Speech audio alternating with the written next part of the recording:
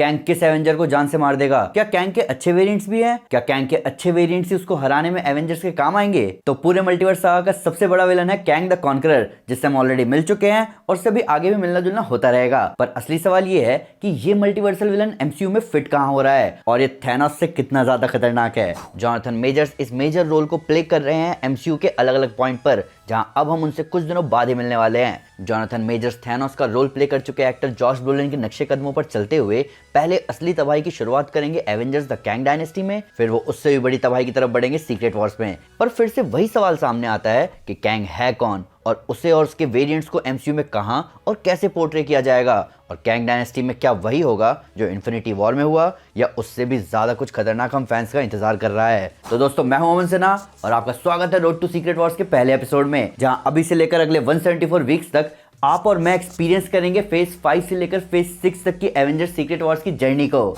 जहां मैं आपको बताऊंगा फेज 4, 5 और 6 के प्रोजेक्ट्स के जबरदस्त फैक्ट्स, कैंग डायनेस्टी और सीक्रेट वॉर्स से जुड़े सारे कैरेक्टर्स के बारे में डिटेल्स, और डिस्कस करूंगा इस मैसिव प्रोजेक्ट के बड़े प्लेयर्स को। जो इस चैनल के ओजी सब्सक्राइबर्स हैं उन्हें पता है कि ऐसी ही सीरीज इन्फिनिटी वॉर और एंड गेम से पहले भी चल रही थी, जिसका नाम था रोड टू इन्फिनिटी वॉर। ये उसी की तरह है, बस इसका स्केल बहुत बड़ा है। तो आज हम पहले एपिसोड में इस सागा के सबसे बड़े विलन कैंग के बारे में डिस्कस करेंगे। तो दिल दहला देने वाले और धरती हिला देने वाले स्पॉयलर्स का ध्यान रखते हुए चलिए शुरू करते हैं। सबसे पहले सिंपल सवाल से शुरू करते हैं कि कैंग है कौन। तो इस सिंपल सवाल के जवाब को डिटेल में डिस्कस करने से पहले मैं ये क्लियर कर देता हूं कि बेशक हमें कई सारे वेरिएंट्स दिखेंगे कैंग के, जो कि अच्छे और बुरे भी हो सकते हैं, पर कैंग द कॉन्करर एक ही है जो कि बहुत बुरा है, और एवेंजर्स को पूरे मल्टीवर्स को कैंग द कॉन्करर से ही बचाना है। अब वापस आए सवाल पर, तो कैंग द कॉन्करर सबसे पहले मार्वल कॉमिक्स में दिखा था 1963 की फैंटास्टिक फोर कॉमिक बुक में, और वो कैंग नहीं था पर उसका पहला वेरिएंट था रामाटट, जबकि कैंग उसके अगले साल दिखा 1964 की द एवेंजर्स कॉमिक्स में।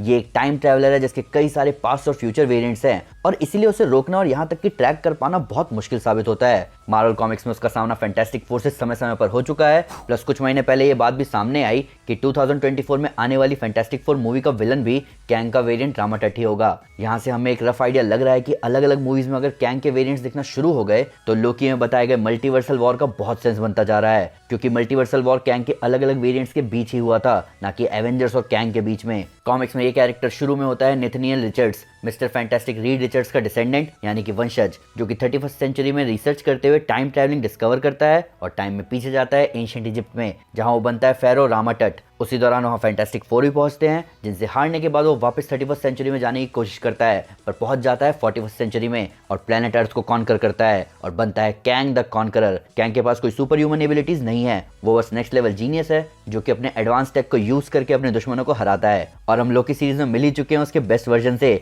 जिसको लिटरली हर सेकंड की खबर थी, और वो तभी आ सकता था जब वो चाहे।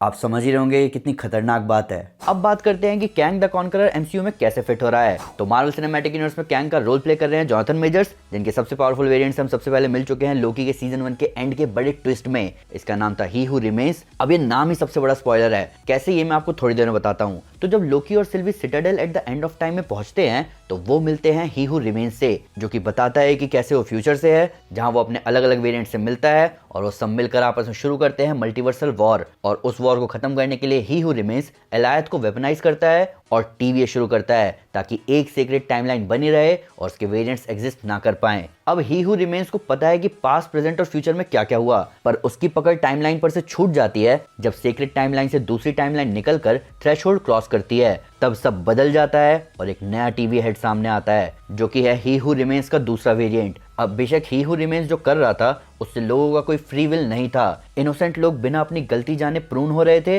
और लाखों लोग बिना जाने टीवीए में काम कर रहे थे, पर कहीं ना कहीं टाइमलाइन में शांति तो थी, क्योंकि जब से ही हू रिमेन्स मरा है तब से इनकर्जन के चांसेस बढ़ गए हैं। वांडा डायमेंशन ट्रैवल करके बहुत कुछ चेंज कर चुकी है, छोटे से छोटा स्पेल पूरी रियलिटी को तोड़ने पर आ चुका है, और ऑब्वियसली मल्टीवर्सल वॉर शुरू हो ही चुका है। तो अब बस हमें खतरनाक ही हू रिमेन्स के वेरिएंट से मिलना है, जिनके लिए कहा जा रहा है कि वो थॉर जैसे पावरफुल एवेंजर को भी मार चुके हैं। तो अब बात करते हैं कि कैंग के कौन कौन से वेरिएंट्स हम एमसीयू में एक्सपेक्ट कर सकते हैं। इस बारे में बात करने से पहले एक छोटी सी कंफ्यूजन से डील करते हैं। क्या टीवीए फ्यूचर में एग्जिस्ट करता है? टीवीए के लिए कहा जाता है कि वो टाइम से बाहर एग्जिस्ट करता है। अगर ऐसा है तो जिस कैंग वेरिएंट का स्टैचू हमने लोकी सीरीज के सीजन 1 के एंड में देखा, क्या वो मल्टीवर्सल वॉर जीतकर वहां पहुंच चुका है? क्योंकि कायदे से मल्टीवर्सल वॉर के विनर की गद्दी टीवीए ही होनी चाहिए। सोच के देखिए, एक ऐसा सिस्टम जो कि पास्ट, प्रेजेंट और फ्यूचर पर आपकी पूरी पकड़ बनाए हुए है। Technically he Who remains powerful नहीं था, उसका सिस्टम पावरफुल था। तो क्या इस सिस्टम का current owner Kang the conqueror है? हालांकि ही हु रिमेन्स ने यह भी बोला था कि उसे मारने के बाद सब कुछ वापस शुरू से शुरू होगा और एक बार फिर वो वहीं आकर बैठ जाएगा। तो क्या इन सब के अंत में ही हु रिमेन्स ही हराएगा कैंग को? ही हु रिमेन्स के अलावा हो सकता है कि हम रामा टट से तो मिलेंगे ही फैंटास्टिक फोर में, पर चांसेस है कि आयरन लैड भी हमें आगे दिखे, मोस्ट प्रोबेबली यंग एवेंजर्स में। इमॉर्टल्स भी पावरफुल कैंग वेरिएंट है, पर शायद ही हु रिमेन्स वही है। इन सब के ऊपर कैंग के दूसरे वेरिएंट स्कारलेट सेंचुरियन को भी हम देख सकते हैं म्यूटेंट्स रिलेटेड प्रोजेक्ट्स में, क्योंकि वो सुपर ह्यूमंस को सबसे बड़ी लड़ाई का जड़ मानता है। इन्फिनिटी सागा की बात करें तो थैनोस का एम था दुनिया की आधी पॉपुलेशन को खत्म करके रिसोर्सेज को सबके लिए रखना, पर कैंग लिटरली पूरे मल्टीवर्स की लाइफ पर कंट्रोल करना चाहता है। ही हु रिमेन्स भी यही कर रहा था, बस किसी को पता नहीं था। बात यहाँ शांति की नहीं है, सन्नाटे को शांति बेवकूफ समझते हैं। बात यहाँ फ्री विल की है कि सबका अपने अपने डिसीजंस पर कंट्रोल होना चाहिए, तभी तो लाइफ का मतलब निकल कर आएगा।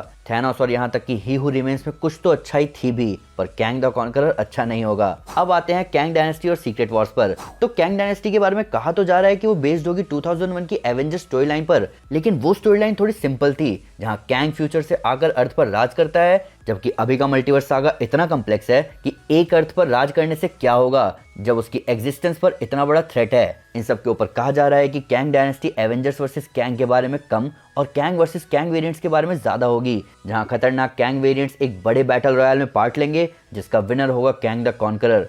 बात करें सीक्रेट वॉर्स की तो ये है असली पावर स्टोरी। आपको याद है कि कैसे केविन फाइगी ने स्पाइडरमैन की स्टोरी में मल्टीवर्सल एंगल डालकर एक जबरदस्त मूवी हमें दी, जहां सोनी अपने पुराने स्पाइडरमैन कैरेक्टर्स को यूज करके हम फैंस को अल्टीमेट एंटरटेनमेंट दे पाया। अब इसे इमेजिन करो पिछले 25 साल से आई मार्वल मूवीज के साथ, एक्समैन के दोनों वर्जन्स, फैंटास्टिक फोर के सारे versions, Blade, Spiderman, Ghost Rider, और आप बस नाम याद करो क्योंकि चांसेस है कि यहाँ सब आने वाले हैं। हाल फिलहाल रूमर्स भी आए हैं कि टोबी मैगवायर के स्पाइडरमैन और ह्यूग जैकमैन के वुल्वरीन एक साथ मिलकर विलन्स का सामना करेंगे। मार्वल इसका हल्का सा हिंट मल्टीवर्स ऑफ मैडनेस में दे चुका है। इन सब के ऊपर बियॉन्डर के कैंग वेरिएंट होने की बात सामने आ रही है, जिसका मतलब सीक्रेट वॉर्स का बहुत सेंस बनता है। Battle World, Thor police Iron Man मैन, अभी सब कुछ पॉसिबल है, लिमिट है सिर्फ आपकी imagination. Welcome to Road to Secret Wars.